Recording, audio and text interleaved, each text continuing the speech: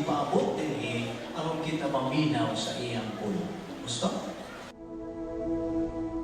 Dinati-ngali mga higayon sa mong kinabuhi, nagyakagan kang paagi nga ikaw makasugod na sa pagsangyaw sa mga balita sa kaluwasan apan imo lang kadtong gipalamay.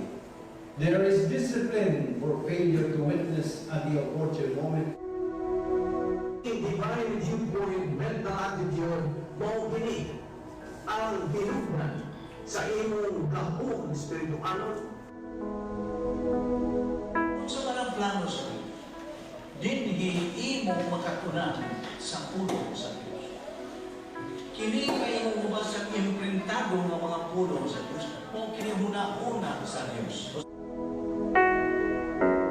Ang Diyos pinaagi sa iyang grasya, mipahimutang sa Vic Balbido Evangelistic Ministry, isip usa sa iyang paagi sa pagpadala sa iyang mensahe, sa paghupay o paglaom.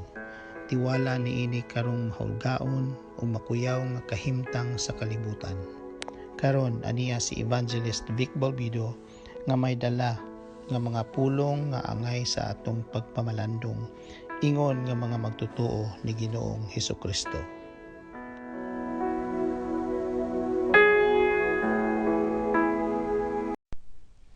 The Word of God is alive and powerful, sharper than any two-edged sword, piercing even to the dividing asunder of the soul and spirit, and of the joints and the marrow, and is a critic of the thoughts and intents of the heart. All Scripture is God-breathed and is profitable for doctrine, for reproof, for correction, for instruction in righteousness, that the man of God might be mature, thoroughly furnished unto all good works. Study to show thyself approved unto God, a workman that needeth not to be ashamed, rightly dividing the word of truth. Before we start our Bible study today, sama sa nandan gikinahanglan ng atong pagsusi sa atong tagsatag sa kakalag, kung nanapa ba kita'y mga sala, diha. Nga atong nabuhat ni nga adlaw, ato kining isugid ngadto sa tubangan sa Dios nga mahan, aron kini dili mahimong babag, barrier sa atong pagtuon sa pulong sa Dios. Dili maka-function ang Espiritu Santo sa iyang ministry kung na kita'y gitinir nga mga sala. So, gimanduan kita sa pulong sa Dios nga ato kining isugid ngadto sa tuwangan sa Dios nga man. 1 John 1:9 nagkanayon, if we confess our sins, God is faithful and just to forgive us our sins and to cleanse us from all unrighteousness. Nawalang kanimo dili pa magtotoo. Ang imong buhaton mao ang imong paggamit sa imong free will. Use it. That is God-given free will. Paggamit ka na sa Dios kanimo, pinagis paghimo sa labing manungdanong desisyon sa tibuok mong kinabuhi. The decision to believe in the Lord Jesus Christ as your Lord and Savior. Acts 16:31, believe on the Lord Jesus Christ, and thou shalt be saved. John 3:3 and John 3:7 nagkanayon usab. Except a man be born again, he cannot see the kingdom of God. Busa, pipila ka mga gutlo, mag-ampo kita sa hilom. Let us pray.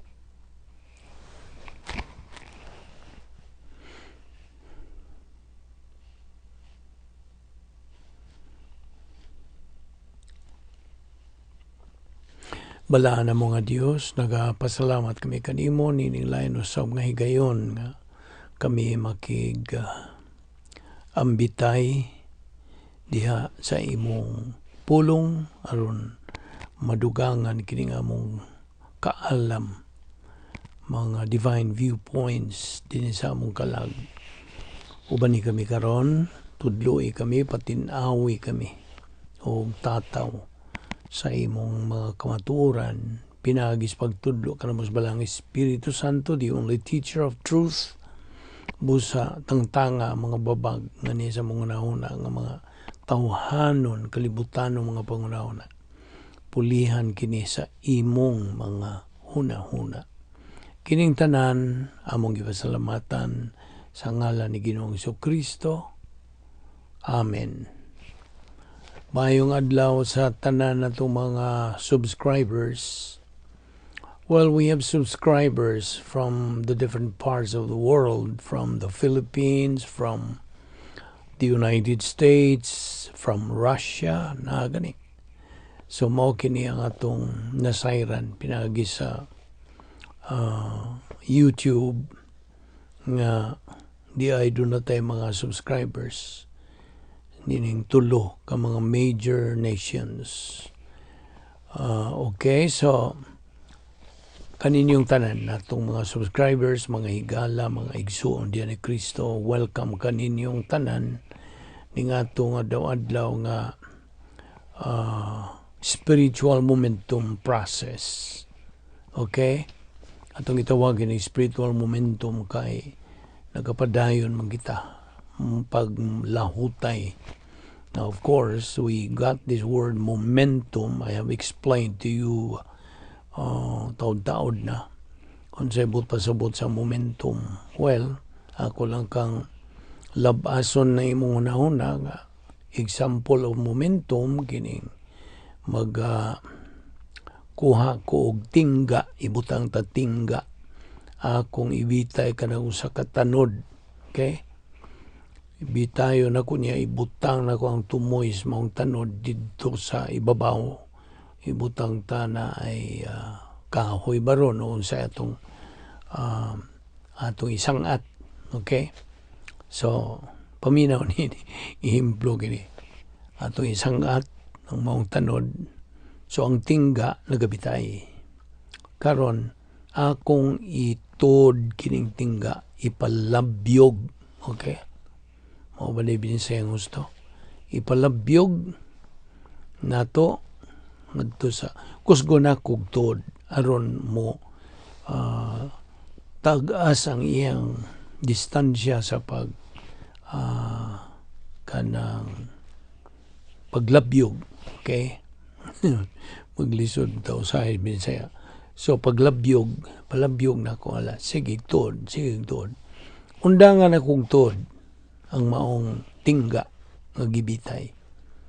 Unsa may mahitabo? Ini kundang na ko, minahinay po na siya, hinay na ko paglabyog. Gusto? Hinay. Hangtod, monsa, muno. Now, katong akong pagtod sa maong tingga, mao katong ihimplo na to og momentum. Okay? Ang momentum mo na paglahutay.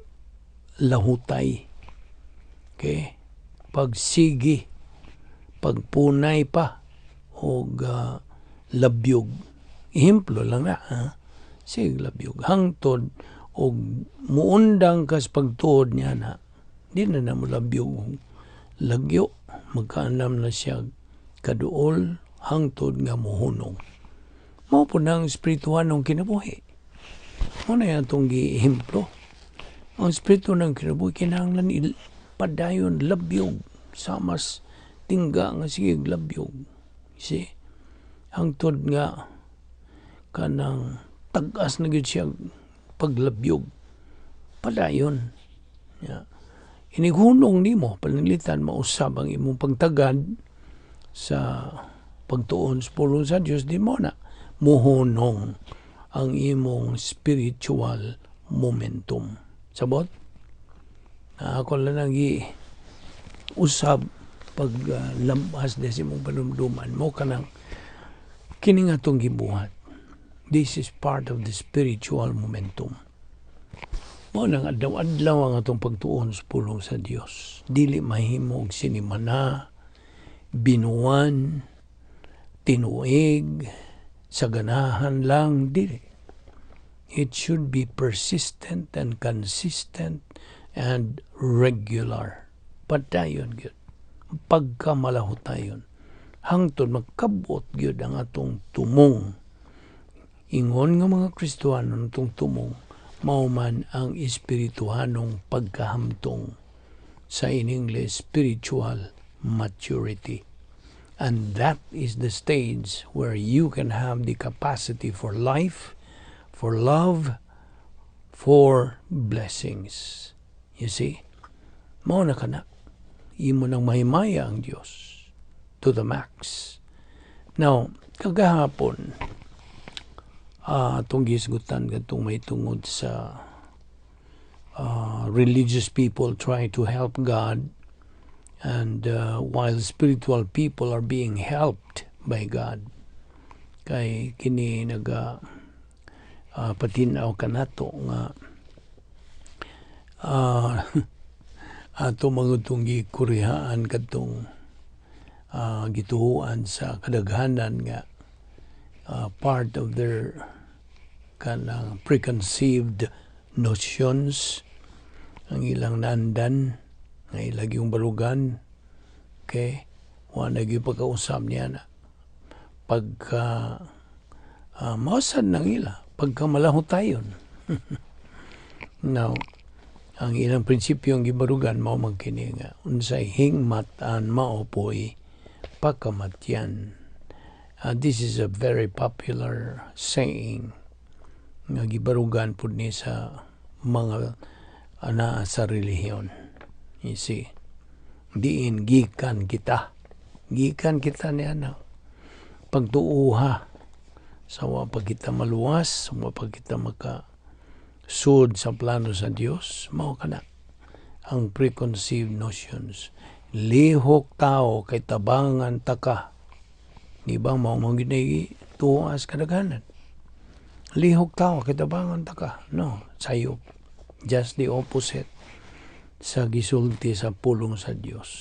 Ang pulong sa Dios patinaw kanato nga why mahimo ang tao siyang kaugalingon because of his total depravity. Ang iyang why mapaningkamutan. Gani ang kaluwasan, di manimuna paningkamutan. You see, it is by faith. So ang pagtuo mao ang Yahweh nining tanan. Nalan nimo mudawat ka ba nining atong gitun-an, gituki, gisgutan nga kini agi natog sunod sa prinsipyo sa Dios, pinagi siyang pulong. God only helps those who are helpless. Kadtong way mahimo silang kaugalingon, and then they admit, they acknowledge that they are helpless and only God can do for them. Mismo nang atong giingon kanimo nga spiritual people, apil na ng mga magtotoo nga sa sulod sa divine Dynasphere, they are being helped by God. You see, ang Diyos nagatabang kanila, nagasangkap sa tanan nilang panginahanglan, nga wala nagi pangulipas kini sila. No reason not to be a winner in life. Kay mao man ka nagkabubuton sa Dios. Dili siya buot nga na iyang mga anak nga pildiro. Dili. That's not God's will. That's not God's kanang plan for His children. Kinsa man ang children of God, kitang mga magtotoo, we are members of the royal family of God through faith in Christ. Okay? Ang kabubuton sa Diyos alang kanato mao nga kita magmadinaugon sa atong Kristohanong pagkinabuhi. Pinaagi sa pagtuon, pagkaton, pagsabot, pagtuo, paggamit sa pulong sa Diyos. Nomdom ka sa atong slogan, Operation SLBA. S, study. L, learn. B, believe. A, apply. Study, learn, believe, apply. Hangtod nga silsil na gyud na sa atong alimpatakan, sa atong kalag, and go deep down in the inner sanctum of his soul. So, mo na nga, kung balikon, religious people try to help God, but spiritual people are being helped by God. Now, ako kang giinan kagahapon nga we will touch about carnal and spiritual believers. Now, kinsa man ni mga carnal believers tuod? Kining mga believers nga carnal, naran ang pulo nga carnal. Karne, flesh, fleshly. Kaya ang magtotoo nga nagalulang sa kasalanan, nga may pagsugid ni ini ngadto sa Dios, mao kana ang ilang kahimtang carnal, fleshly, unod nun nga mga magtotoo.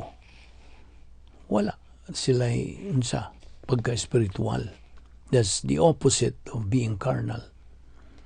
Carnal believers, mao ning ilang naangkon, okay? Ilang naangkon kining minus H. Kinumdong kas minus H. Dili ning kalipaya iya sa Dios, dili. Iya sa tao ra.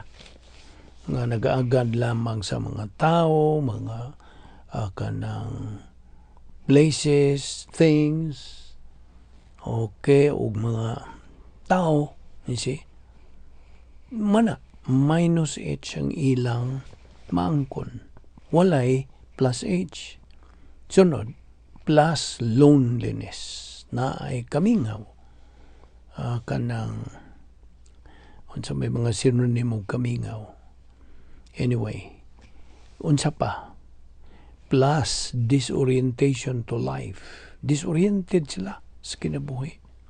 Kaya wala man sila capacity for life. You see?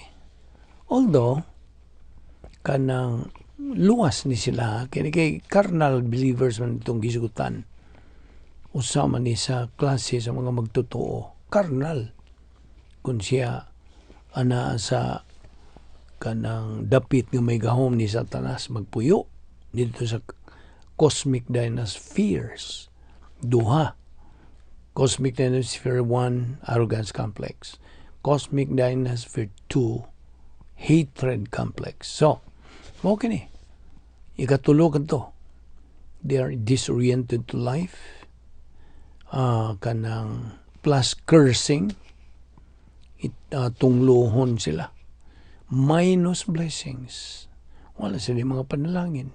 Minus prosperity. Wala sila mga kauswagan. Minus success. Wala sila mga kalampusan. O plus demotion. Na, ma-demoted sila sa ilang Kristuhanong pagkinabuhi. Kaya karnal man lagi. Whereas, kung ikaw nga magtotoo spiritual, now how did you become spiritual? Pinagi sa imong pag-unsa, pagsugid sa imong nga sala nga tubangan sa 1 John 1:9, if we confess our sins, God is faithful and just to forgive us our sins and to cleanse us from all unrighteousness. Kini nga mga magtotoo, they are called spiritual because they are functioning in doctrine, divine viewpoint lifestyle ang ilang kinabuhi. O mao kini ang ilang naangkon gumikan sa ilang pagka-spiritual. Plus H, plus orientation to life, plus blessings, temporary na blessings, plus prosperity, plus success, kalampusan, plus promotion, kanang pag-uswag, plus inner beauty, na sulod nun nilang kaanyag, see? O plus spiritual self-esteem. Mao ni. Kita ni mong diferensya? Now, kaya kita kung mga magtotoo, we are supposed to be the salt of this earth and the light of the world. Naman is Mateo 5:13 atos 16. Now, touching about happiness, ng kalipay, plus H, kini kung plus H, byproduct kini sa atong pagpakiumbitay sa Dios. This is the byproduct of fellowship with God. Kung wa kay fellowship with God, wala gyud nimo kining maong matang sa kalipay. Dili. Now, circumstances in life, dili ni makaproduce og kalipay. No. Dili. Now, biblically, ang usa ka magtuto in fellowship with God automatically produces good works. Divine good. Automatic. Kung buot kang makahimo o makatuman sa mando sa Dios nga kanang we have to produce divine good, not human good. Kay, oh, by the way, all rejections of truth, sa makanawang bisag unsang mga matang sa kamatuoran, pila man itong matang sa kamatuoran. Of course, you have the kanang laws of divine establishment. That's one. Number 2, gospel. And number 3, Bible doctrine. Kining tulo, kamatang sa mga kamatuoran o isalikway ni sa mga tao nganing tungdan, kining ilang pag-reject, pagsalikway nining maong mga kamatuoran. This is arrogance. Pagka mapahitason kini. Now, of course, all evil involves arrogance. Kaya katong yung ibuhat, evil naman. Kaya mag-isalikway ang kamatuoran. You see? Now, of course, there are 6 sins that can be committed against the Holy Spirit. Doon ay unom ka mga kasalanan nga mabuhat sa magtotoo, batok sa Espiritu Santo. Nang nag-una yun ini, ang iyang pagpalong sa Espiritu Santo. Quenching the Holy Spirit. Na nasa 1 Thessalonians 5:19. Now, of course, I'm talking about believers. Ikaduha, ang iyang pagsakit sa Espiritu Santo when He grieves the Holy Spirit. Ephesians 4:30. Ikatulo, ang iyang paghimakak ngadto sa Espiritu Santo is lying to the Holy Spirit. Acts 5:3. Kay kini mo ni gituwa og sin of false motivation. Ikaupat, ang iyang pagsaway o pag-insulto sa Espiritu Santo. Despising or insulting the Holy Spirit. Hebrews 10:29. Ikalima, blasphemy of the Holy Spirit. Slander ang pasabot nini. Pagpasipa sa Espiritu Santo. Rejection of the Lord Jesus Christ as Savior mo ni blasphemy. Matthew 12:31-32. And the number 6 is resistance of the Holy Spirit, rejecting the convicting ministry of God, the Holy Spirit. Sa ito pa kinis binisaya, itong gitawag kini pagsupil o pagsalikway, resistance of the Holy Spirit. Now, di man kini nga itong gihisgutan, may kalabutan nining divine Dynasphere nga itong uluhan gyud nining atong pagtuon kay kinibahin usab sa plano sa Dios. Numdumi ang plano sa Dios, hingpit kini. God's plan is perfect and magnificent.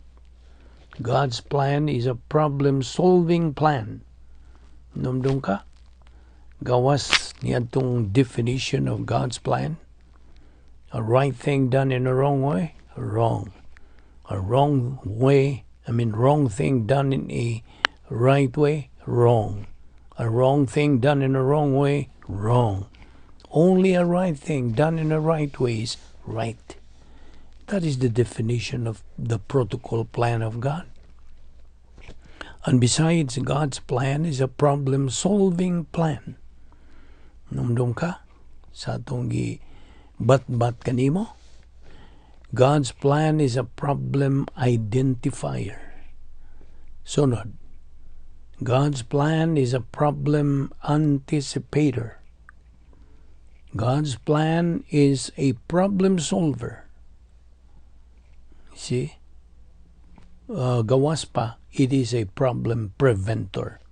So kung malikon, the plan of God is a problem identifier, a problem anticipator, problem preventer, and problem solver.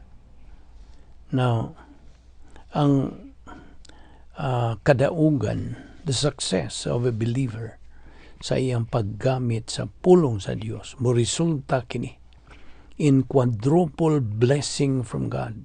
Quadruple. Doubled in time and doubled in eternity. Now, ato ni padayon ugma, di nilang una kita mo hunong una karong adlaw ayaw sipyat sa pagsunod ni ugma. Sa aron makuha gini mo ang unod nining tanan nga tong iskutan bahin ning atong uluhan dugukan nga the doctrine of the divine Dynasphere. Magampo ta. Amahana mong langit nun, nagapasalamat kami kanimo sa imong grasya nga among ipahimusla ning adlaw. Grasyang buhi pa kami nining among lawas. Grasyang imo kami gidadinhi sa among dapit nga katun-an ng imong pulong. Salamat sa Espiritu Santo nga maong magtutudos kamatuoran. Salamat sa imong paghatag kanamo niya ng pagdupot sa pag-concentrate sa imong gitudlo kanamo nga imong kamatuoran. Salamat o Dios nga ikaw matinumanon gayud sa imong mga saan. Yes, we know you have 7,000 promises for us, and we are studying your word where we can find all these promises alang kanamo for time and eternity. Kining tanan among gipasalamatan sa ngalan ni Ginoong Hesukristo. Amen.